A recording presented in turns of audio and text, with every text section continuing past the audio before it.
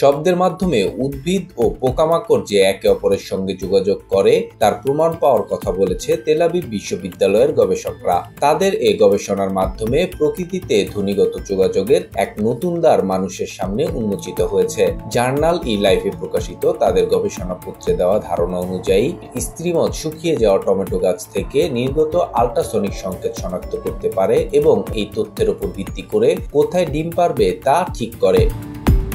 মত্রা সাধারণত টমেটো গাছে ডিম পারে যেন লার্ভা বেরিয়ে আসার পর সহজে খাবার পায়।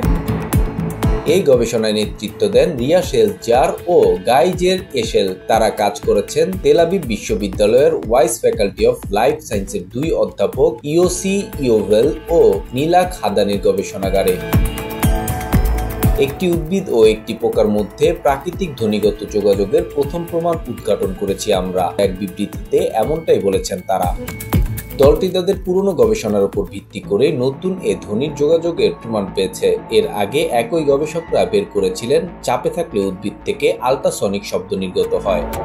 তাদের এই আবিষ্কার কৃষি ও কীট নিয়ন্ত্রণে বড়সড় প্রভাব ফেলতে পারে। শব্দের মাধ্যমে শস্য স্বাস্থ্য ব্যবস্থাপনা ও পোকামাকড়ের আচরণ নিয়ে প্রভূত সম্ভাবনার দ্বার খুলে দিতে পারে।